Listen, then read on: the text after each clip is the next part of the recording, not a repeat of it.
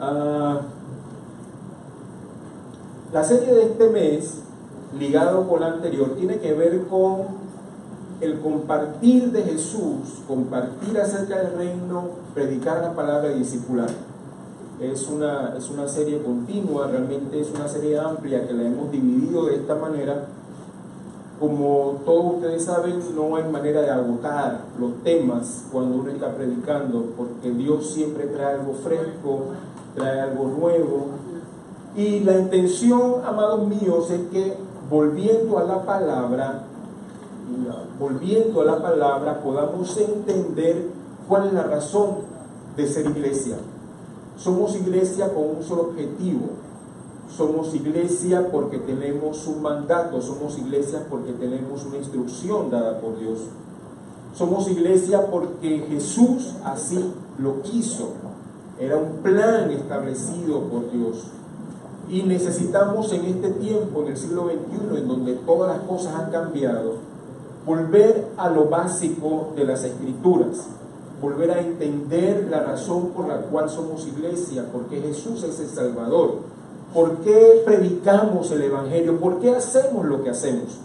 Y el texto de hoy, o el mensaje de hoy, que hemos titulado Dios desea llenar su casa de invitados, tiene el objeto ese de volver a la palabra y nosotros entender que Dios tiene algo que decirnos a cada uno de nosotros.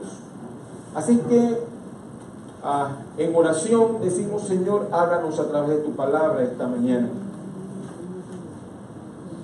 Revélanos, Señor, a Jesús. Y permítenos entender que a nosotros nos estás llamando. A nosotros nos estás llamando para tomar un lugar en la obra. En el nombre de Jesús. Amén. Jesús continuamente enseñó. Una de las cosas que caracteriza a Jesús, o uno de los títulos de Jesús, es maestro. Y la razón es sencilla: Él enseñaba. Enseñaba a aquellos que aceptaban su ministerio y también enseñaba a aquellos que odiaban su ministerio, lo odiaban a Él. No querían saber de Él. Lo importante de esto es que Jesús continuamente aprovechaba los escenarios para traer un mensaje, para traer una palabra. Recordemos siempre, amados, que Jesús fue el que dijo que Él no estaba aquí o no estaba en la tierra para hacer su voluntad, sino la voluntad de aquel que lo había enviado, y que no hacía nada y no decía nada por cuenta propia, o por idea propia, o por principio propio, sino que todo lo que veía hacer al Padre, Él lo hacía como buen discípulo del Padre, como un hijo obediente. Así es que, ante eso, en esta ocasión particular, Jesús fue invitado a cenar. Era frecuente, era parte de la costumbre de entonces, invitar amigos, allegados, conocidos, y obviamente Jesús era el personaje del momento. Todo el mundo hablaba de Él. Todo el mundo tenía que hacer con Jesús, porque donde iba, sanaba, restauraba, levantaba. La gente era tocada por Jesús, o algunos tocaban a Jesús y eran transformados, sanados y demás. Así que Jesús era la figura pública del momento. Así que, vaya, tremendo honor tener a una persona en su casa. Así que Jesús fue invitado a esa casa. Y como dice el texto que acabamos de leer, Él veía cómo la gente iba ocupando, sentados a la mesa, los mejores lugares. Y aprovechó el elemento, aprovechó la circunstancia para enseñar algunas cosas, que es lo que vamos a compartir hoy, y cómo esas cosas nos tocan a nosotros el día de hoy. La primera de ellas tiene que ver con una actitud humilde. Y Él, tomando la palabra, es interesante y podamos entender la autoridad que asistía a Jesús. Él llega como invitado, pero el que toma la palabra es Él.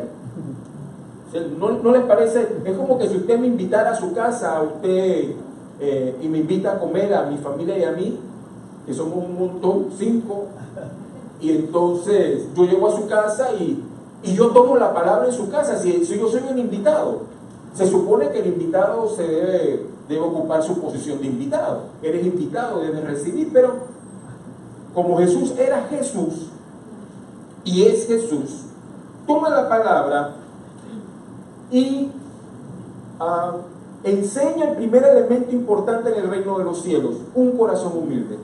Y le dice, bueno, cuando ustedes sean invitados a algún lugar, no se sienten en los primeros lugares. No vaya a ser que una persona de mayor prestigio que usted llegue y el dueño de la casa, el que lo invitó a usted, lo haga pasar una vergüenza. Le dice, cede el puesto para este que tiene mayor jerarquía. Está hablando de orgullo. Está hablando del carácter del corazón del hombre que no es humilde. Porque queremos preservar nuestros derechos. Y ese es un tema vigente en el día de hoy. Todo el mundo quiere luchar por sus derechos. Todo el mundo quiere imponer sus derechos. En la escuela, los profesores, los estudiantes, los profesores en casa, los padres sobre los hijos sobre sus padres, y con la famosa ley de protección al menor, que creo que es válida, sin llegar al punto de torcer el principio de sujeción. Necesitamos tener cuidado, porque en medio de una sociedad en donde todo el mundo reclama sus derechos, necesitamos entender que tenemos deberes. Usted y yo tenemos un deber delante de Dios. Usted y yo tenemos un deber delante de Dios, y en esta nación también tenemos un deber. Tenemos un deber. Aquellos que trabajamos tenemos el deber de presentarnos a laborar. Aquellos que somos padres tenemos el deber de sostener a nuestras familias. Tenemos un deber.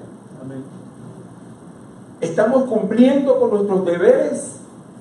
Esto habla de una sociedad que ha perdido el norte, en donde todo el mundo quiere ser el primero, quiere ser admirado, quiere ser tocado y reconocido.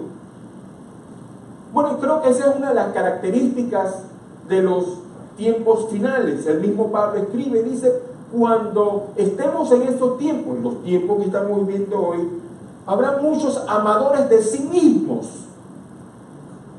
Y creo que eso no necesita mayor explicación.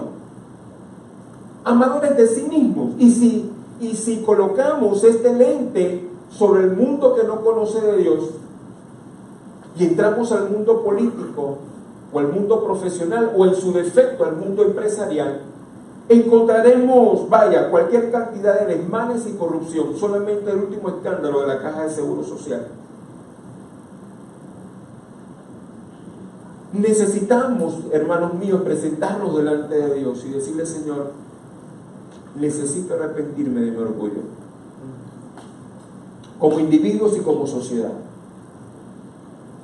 Necesitamos, Señor, arrepentirnos de nuestro orgullo. El corazón irredento es un corazón orgulloso. El corazón irredento es un corazón que no necesita de Dios. Y si no necesita de Dios, tampoco necesita de su prójimo. Así es que yo soy porque yo soy. Y los demás tienen que abrir paso y hacerme pleitesía. No, hermanos, en el reino de Dios no funciona de esa manera. Jesús mismo dijo, el que quiere ser grande, sirva a los demás. Así que tenemos un desafío real de parte de Dios de servir a nuestra sociedad. ¿La estamos sirviendo? Usted y yo, en el lugar donde Dios nos ha colocado, ¿estamos sirviendo a nuestra sociedad? ¿Estamos sirviendo a nuestra comunidad? ¿Lo estamos haciendo de la mejor manera? O, al igual que los hombres de esta parábola, estamos queriendo ocupar los mejores lugares para poder ser reconocidos, sin desempeñar el trabajo para el cual fuimos contratados, para el cual fuimos nombrados, etcétera, etcétera, etcétera. Así que Jesús, en su sabiduría, toma el escenario que se está dando dentro de él y lo utiliza para enseñar el principio básico del reino, que es la humildad. Ahora, él sabía lo que es eso, o él sabe lo que es eso, porque Jesús a nadie le gana, nadie se gana a Jesús por tener un corazón sencillo y humilde. Jesús no, dice el escritor de Filipenses, no consideró ser igual a Dios como cosa a que aferrarse. No se aferró a su posición, no se aferró a su estatus, sino que lo soltó por hacer la obra del Padre, por hacer la voluntad del Padre. Quiero decirle que ese es el mismo desafío de la iglesia el día de hoy. No estamos aquí para hacer nuestra voluntad. No estamos aquí para hacer lo que yo pienso, lo que yo creo, lo que yo he planeado, lo que yo deseo. Todos aquellos que hemos sido invitados a ser parte del cuerpo de Cristo, estamos aquí para servir al Señor. Y Él tiene un plan para su iglesia. Él tiene un propósito para su iglesia. Así es que en medio del banquete, dice Jesús, porque cualquiera que se enaltece será humillado, y el que se humilla será enaltecido. Nos conviene humillarnos delante de Dios. Nos conviene humillarnos debajo de la poderosa mano de Dios. Y cuando fuera tiempo, Él nos exaltará. Ahora, no estoy buscando la exaltación. Y este es el punto. No busquemos ser exaltados, hermanos. Humillémonos debajo de la mano de Dios. Y decirle, Señor, tú eres el Señor. Tú sabes lo que estás haciendo. Tú eres el Señor, Dios, tú sabes lo que estás haciendo. Yo no entiendo el panorama completo. Yo no entiendo completamente el panorama. No lo entendemos, oh Dios, pero tú eres el Señor, tú sabes mejor. Y voluntariamente me postro delante de ti, colocando debajo de ti absolutamente todo lo que soy y lo que tengo. Así que ante este escenario, dice Jesús, mas cuando hagas banquete, le habla ahora al dueño de la casa, al que lo invitó, llama a los pobres, los mancos, los cojos y los ciegos y serás bienaventurado, porque ellos no te pueden recompensar, pero te será recompensado en la resurrección de los justos. Y aquí cambia totalmente el paradigma Jesús. Dice, ¿quieres hacer banquete? Hazlo, es correcto, puedes hacerlo. Y nosotros podemos como iglesia identificarnos un poquito con esta manera de hacer ministerio. Continuamente en esta congregación es un estilo de vida en la congregación, creo que desde que fue fundada, en donde de manera continua estamos tocando a la gente, invitamos a la gente a las casas. Es más que hacer algo, es entender que tenemos una perfecta herramienta para que la gente que no conoce de Cristo pueda conocer de primera mano qué es ser hijo de Dios, qué es ser hija de Dios. Y el mejor lugar para esto es invitarlo a la casa. El mejor lugar para esto, para tocar a otras personas como usted y como yo, es invitándolos a las casas. Te invito a mi casa a tomarte un café, un desayuno, una cena. Como congregación continuamente realizamos este tipo de actividad de manera pequeña o manera micro, porque es un toque especial. Cuando uno está en un lugar neutral, como en una casa, hermanos, las barreras caen y nos presentamos o nos disponemos a que la gente nos conozca tal cual somos. Pero Jesús cambia el paradigma y le dice, no invites a aquellos que te pueden pagar el favor. Invita a aquellos que no lo pueden pagar. Y enumera a los cojos, los mancos, los ciegos, los pobres, que dicho sea de paso eran los excluidos de la sociedad judía. Dicho sea de paso son los excluidos de hoy también. ¿Quién vuelve a ver a un manco o a un cojo? Piensa conmigo por un momentito, ¿por qué por ley habrán instituido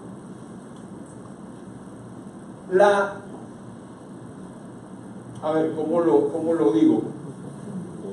La inclusión, voy a usar el término práctico, la inclusión de discapacitados en los lugares de trabajo y en los colegios? ¿Por qué? Porque son excluidos. Son excluidos. Les tenemos por menos. Yo tenía un colega, ya falleció, que atendiendo a un paciente perdió un ojo. Y era excelente, era un especialista en urgencias médicas, este médico era excelente. Y no tenía un ojo, y cada vez que lo veíamos, y me incluyo yo decía, ¿cómo este hombre puede atender y le falta un ojo? Él sí lo hacía, hermano, de una manera excelente. Era excelente como médico. Miramos a los demás y juzgamos y excluimos a otros. Ahora, permítame avanzar en este pensamiento,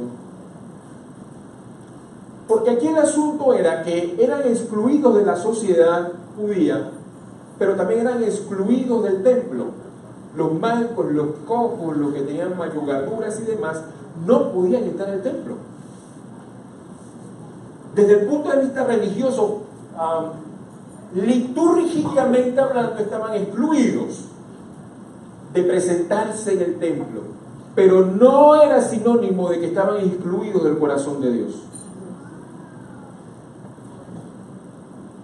Note por favor que cuando Jesús ministró, ¿a quiénes ministró?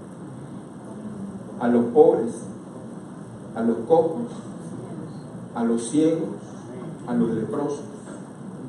Fue la gente que lo recibió. Fue la gente que cuando empezó a predicar creyeron en él.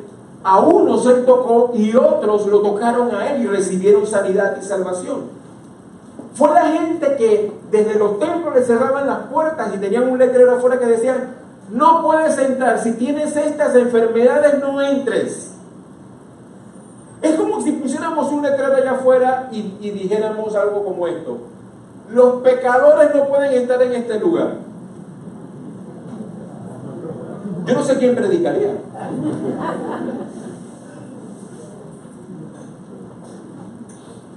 Digo, no sé quién predicaría en esta iglesia y en ninguna iglesia en todo el mundo.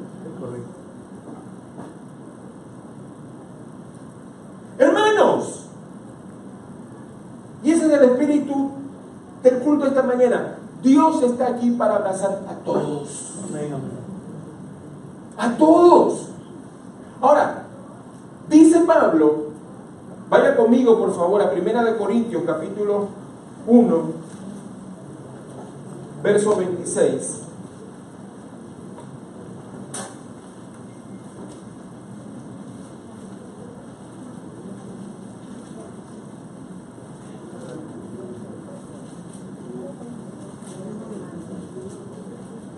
En adelante. Quiero que vaya ese texto.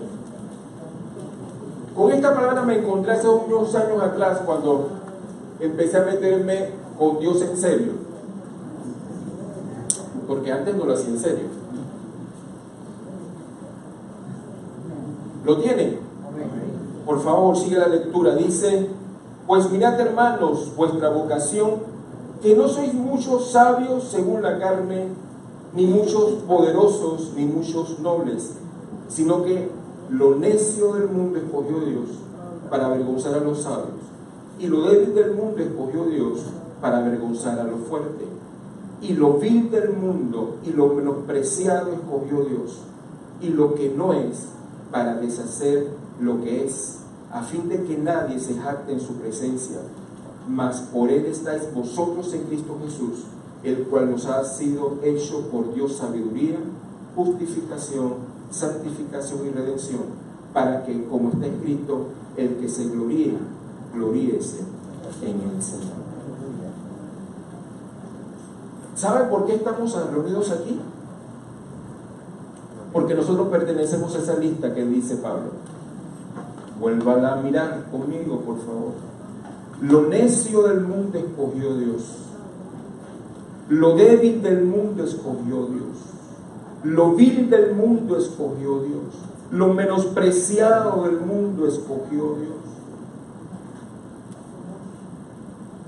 Hermano, no hay nada en usted o en mí o en ninguno de nosotros que podamos presentarnos delante de Dios para jactarnos.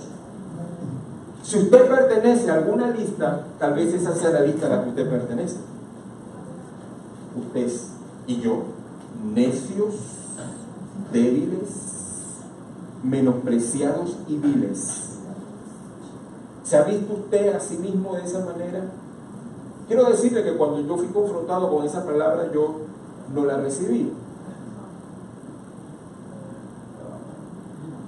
Sí, porque uno se cree la última gran crush en el desierto.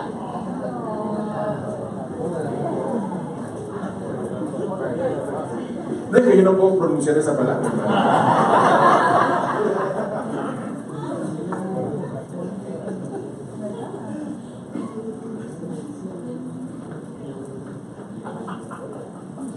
Cuando Dios empieza a tratarnos, hermanos, nos damos cuenta de dónde me sacó Dios. Y por su gracia, y solo por su gracia, y solo por su gracia, y solo por su gracia, y solo por su gracia, para que nadie se gloríe. Y si alguno se gloría, dígalo: soy lo que soy porque Dios lo hizo. Soy lo que soy porque Dios lo ha hecho. Usted es lo que es porque Dios lo ha mirado, lo ha tomado, lo ha levantado, lo ha sanado, lo ha restaurado, y tiene planes de bien con cada uno de nosotros, porque Dios así lo quiere hacer. Así que no hay nada de qué, hermanos, sentirnos orgullosos o ufanarnos de nosotros mismos, porque estás en la lista de los viles, de los débiles, de los necios. Y vaya, todavía Dios con algunos de nosotros está tratando. Digo, de hecho, está tratando con todos nosotros porque estamos de este lado del cielo. Si hubiéramos pasado, ya estaríamos en aquel lado. Pero como estamos en este lado, hermano, todavía continuamos en esa lista. Lo único es que la gracia de Dios nos está acompañando.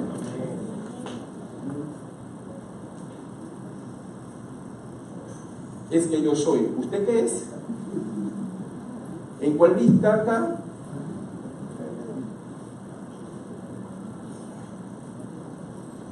Así que Jesús le estaba diciéndole: oigan, y se lo estaba diciendo a la gente que se sentía orgulloso de quienes eran. Recuerden que los judíos, a ellos pertenece la ley, a ellos pertenecen las promesas, a ellos le pertenece el Salvador, pero no solamente a ellos. El plan de Dios era toda la tierra sea llena de la gloria de Dios y alcanzar la salvación, pero se sentían orgullosos de quienes eran. Y Jesús muchas veces les confrontó diciendo: no es suficiente que se sientan orgullosos de quienes son, porque en medio de tantas conversaciones y enseñanzas que tuvieron, alguno le dijo: es que nosotros somos hijos de Abraham.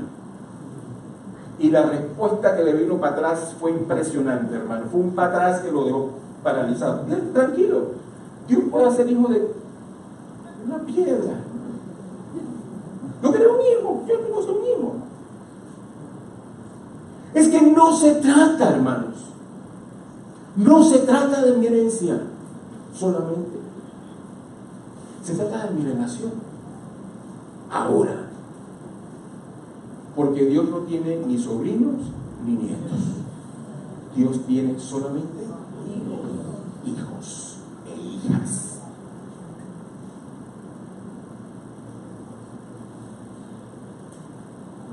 Así que uno, zafado por ahí dentro de la cena, empezó a pensar en términos escatológicos.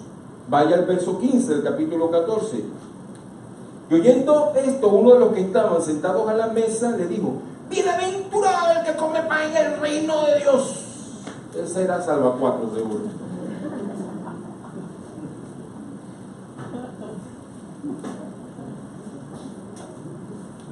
Este era el más espiritual, me imagino, ¿no?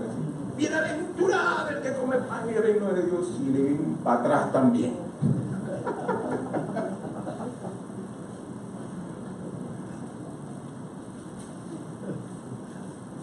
Y Jesús le responde: un hombre hizo una gran cena. Vuelve la cena. Se recuerda que el escenario es una cena. Un hombre hizo una gran cena y envió a su siervo a decir a los convidados: venid, que ya todo está preparado. Y todos a una comenzaron a excusarse. El primero dijo: he comprado una hacienda y necesito ir a verla, te ruego que me excuses. Otro dijo: he comprado 5 yuntas de buey y voy a probarlos, te ruego que me excuses. Y otro dijo: acabo de casarme y por lo tanto no puedo ir. Vuelto el siervo, hizo saber estas cosas a su señor. Entonces el enojado padre de familia dijo a su siervo: ve pronto por las plazas y las calles de la ciudad y trae acá a los pobres, los mancos, los cojos y los ciegos. Y él dijo, y dijo el siervo: Señor, se ha hecho como mandaste y aún hay lugar. Me encanta esa palabra. El congraciado estaba pensando en términos finales, en términos escatológicos, en términos de la cena, la última o una de las últimas, cuando estemos en la presencia del Señor. Y lo aterrizó. ¿Recuerdan cuando Jesús se presenta a Mateo? Jesús empezó su ministerio diciendo lo siguiente: arrepiéntanse porque el reino de los cielos ha llegado. Arrepiéntanse porque el reino de los cielos ya llegó. Lo que Jesús estaba diciendo no se trata de algo futuro. El reino de los cielos está en medio nuestro hoy, hermanos. Escúcheme. El reino de los cielos está en medio nuestro hoy. No ha sido totalmente consumado, es cierto, pero el reino de los cielos está hoy. ¿Por qué? Porque el rey está vivo. El rey de ese reino está vivo y está en medio nuestro. El rey de ese reino está vivo y está en medio nuestro. Así que el reino de los cielos es una realidad para los suyos el día de hoy. Esa es la razón por la cual todo el texto bíblico dice cosas como esta: no tengan temor, acerquémonos confiadamente al trono de la gracia. Acerquémonos confiadamente al trono de la gracia. Por eso que el rey del reino dice: no tengan temor, lleven mi yugo sobre ustedes, porque mi carga es ligera. No se afanen, no se afanen. Nada logran afanándose. No van a ponerle un centímetro más a su estatura por más que se afanen. No sean como los gentiles que están preocupados por qué habrá de comer, qué habrá de vestir. No, mi Padre Celestial, que también es el suyo, sabe de qué necesidades tiene. Porque el reino es real hoy. El reino es real hoy, hermanos. El reino de Dios es real hoy. La pregunta es: ¿usted y yo estamos conscientes de que tenemos acceso al reino?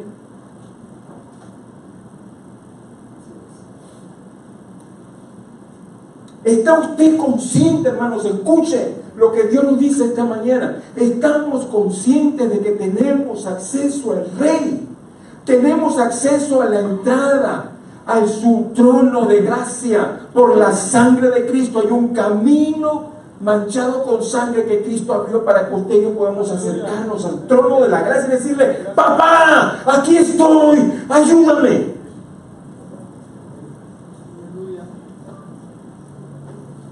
Ciertamente comeremos una cena según el texto bíblico cuando estemos en la presencia de Dios, celebrando las bodas del Cordero. Pero el reino de Dios es una realidad hoy para aquellos que lo reciben, porque Dios es bueno, bueno, bueno en gran manera y nos sostiene. No es voy a ver qué consigo, no, hermanos. Yo sé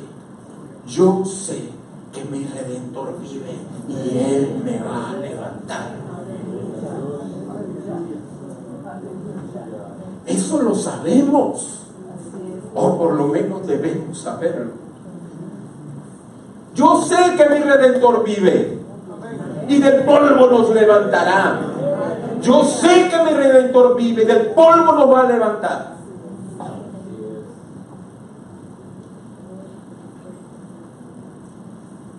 ¿Qué planteaba Jesús? Jesús estaba planteando una costumbre de la antigüedad en donde cuando un señor invitaba a sus amigos, mandaba por delante a los emisarios y decía: estoy preparando una cena y te tengo una lista de invitados. Obviamente, cuando los mandó a buscar es porque ellos originalmente accedieron a estar, pero en el camino empezaron a dar excusas. El día que la comida estaba lista y se le avisaba a la gente se le avisaba a la gente cuando la comida estaba lista, Me hizo recordar que, yo no sé si ustedes igual, seguramente ha ido a alguna fiesta, a algún lugar, en donde usted está esperando que la comida la sirva y no la sirve. Entonces, moraleja, vaya comido antes de ir. Bueno, aquí es al revés. Aquí los invitados llegaban cuando tenían la seguridad de que la comida estaba lista. Así que uno sabía que iba a llegar, iba a haber comida. Así que cuando los siervos fueron a avisar, la comida está lista, la fiesta va a empezar, la gente se empezó a excusar.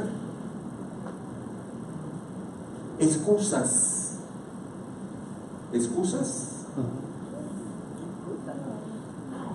Excusas, hermano. Dios está llamando y nosotros estamos dando excusas.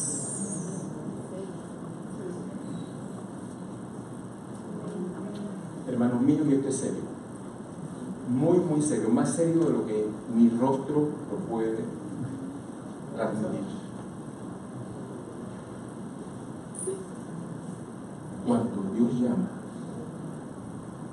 tengamos cuidado. Yo puedo convencer a mi esposa de una excusa, a mis hijos de una excusa, a la congregación de una excusa, o a mi jefe, o al inspector de tránsito, al juez. Yo puedo dar excusas en todos lados y quedar bien.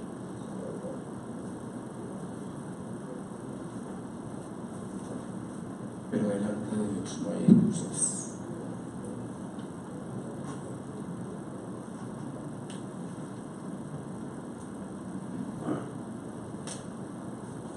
Así que el Señor de la fiesta dijo: ok, tranquilo, yo no hice todo lo que hice para que la gente no vaya. Vayan a las plazas, vayan a las ciudades, recojan a todo el mundo que pueden para llenar mi casa, porque voy a llevar adelante mis planes, aunque los primeros no quisieron aceptar la invitación. Jesús va a llevar adelante sus planes, Dios está llevando adelante sus planes, aunque el pueblo judío no aceptó la invitación. Dios va a llevar adelante sus planes, va a cumplir sus propósitos, aunque la iglesia no acepte la invitación. Dios va a llevar adelante sus planes y Dios va a llevar adelante sus propósitos, aunque nosotros nos levantemos con una excusa. Dios va a cumplir su propósito.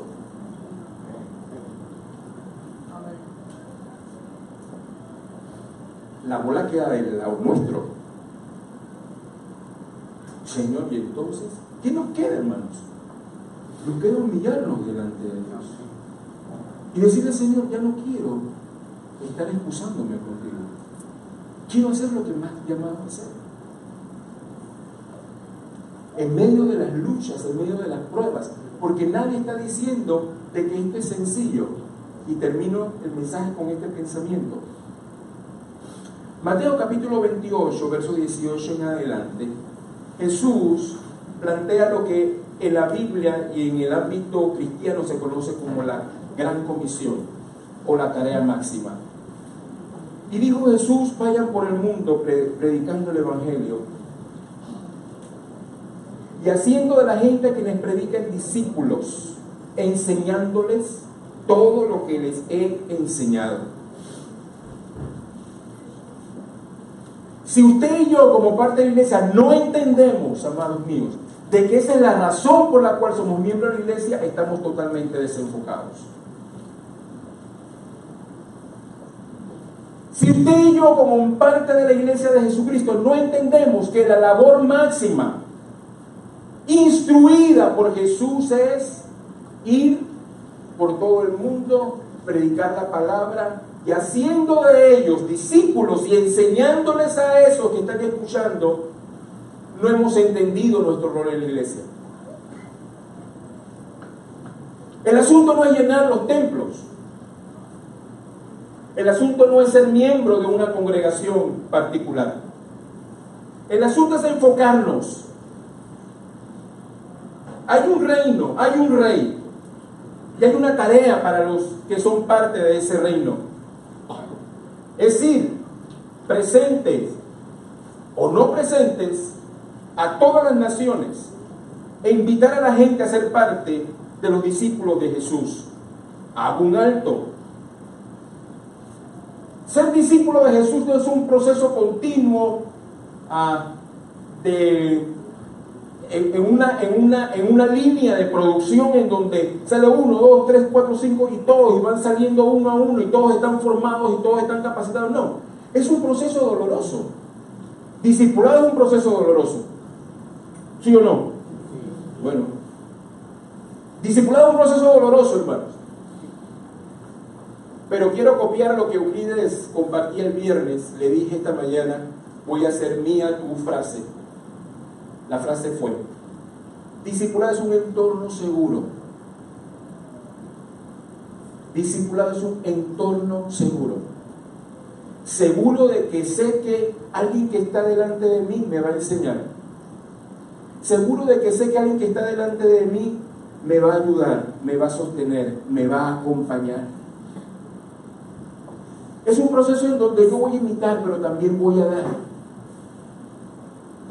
Y puedo estar seguro que no seré engañado por doctrinas falsas. Eso fue lo que mandó Jesús a hacer. No llenen los templos, hagan discípulos. No llenen los grupos celulares, hagan discípulos. No construyan templos. Y bueno, parece ser que es una necesidad del día de hoy. Pero no pierdan tiempo haciendo otra cosa que no les he mandado a hacer, sino vayan por todo el mundo, prediquen la palabra, y de aquellos que crean hagan de ellos discípulos de Jesús. La pregunta es: ¿usted es discípulo de Jesús? ¿Usted está en el proceso de crecer para ser igual que Jesús? Jesús dijo, utilizando la parábola: vayan y recojan a todo el mundo. Incluso agrega, incluso fuércenlos a entrar. ¿No le ha tocado compartir el evangelio con gente que usted siente que lo está forzando a entrar? Por ahí hay un testimonio muy lindo. No está aquí esta mañana, pero está su esposa, Mariana está. Mariana, con tu permiso. Me dijo Derlis hace un año atrás, dice Derlis: pastor, pero usted me obligó a ir.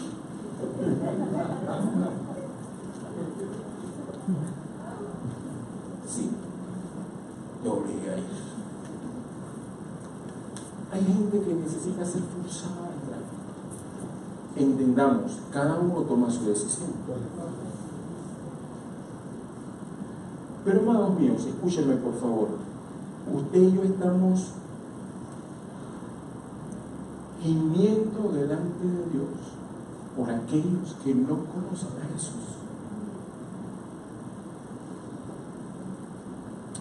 Estamos: Señor, extiende tu misericordia. Hermanos, cuando Cristo venga, como en el arca de Noé, se cierran las puertas y ya no va a haber salvación. Hoy es el día que podemos compartir la palabra con otros, diciéndole: Señor, extiende tu misericordia. Usted y yo tenemos un montón de amigos, compañeros de trabajo, familiares que no conocen del Señor y dirán: bueno, pero pastor, ya le he predicado. Hagámoslo nuevamente, invitémosles, oremos por ellos.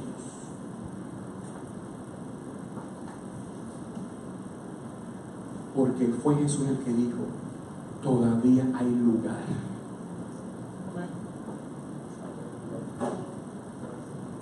Jesús dijo: todavía hay lugar en la casa de mi Padre.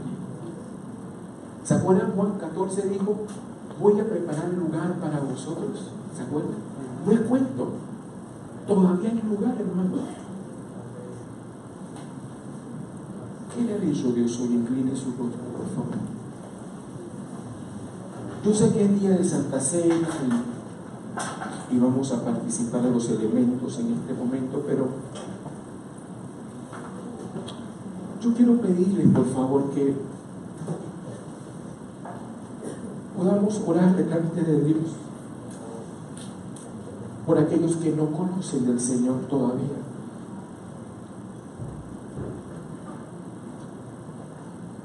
Que están alrededor nuestro,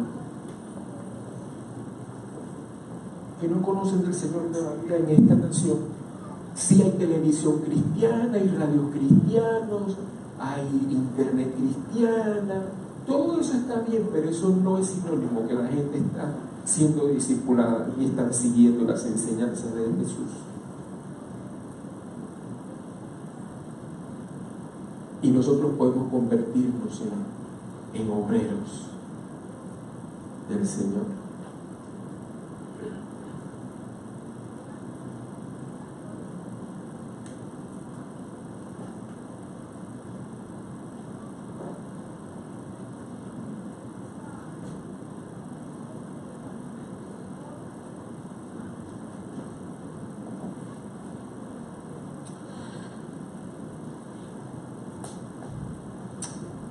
Padre, el tiempo es corto. Casi podemos sentir, Señor, que la trompeta está a punto de tocar. El mundo se estremece con guerras y rumores de guerra. Y son muchos los que hoy se siguen burlando, al igual que en el siglo I, diciendo que las cosas permanecen como siempre y que Dios, a pesar de todos los anuncios, no viene nada. Pero el apóstol nos explica: el Señor no retrasa su venida, no se ha olvidado de ella, sino que simplemente no quiere que ninguno perezca, sino darle una oportunidad a todos de ser salvos. En esta mañana el Señor nos desafía a cada uno de nosotros a hacer la parte que nos corresponde. Nos ha colocado Dios en lugares estratégicos a cada uno de nosotros, en nuestras familias a las que pertenecemos, en las empresas en que laboramos o dirigimos, o de las que somos dueños, en los vecindarios donde convivimos con mucha otra gente, en el ir y venir diario rumbo al trabajo o a la escuela donde Dios nos coloca. Nos rodea de gente que necesitan un toque del amor de Dios. Y Dios te ha dado el privilegio a ti y a mí. Nos ha dado ese privilegio de compartir de gracia lo que de gracia hemos recibido. Señor, queremos pedirte perdón por oportunidades desperdiciadas, por haber escuchado mentiras diabólicas que nos dicen no estás a la altura para compartir. Cuando el Señor nos dice que la única cosa que nos capacita para compartir es la gracia de un Dios que nos perdonó a nosotros primero. Dios nos llama a ser predicadores consumados.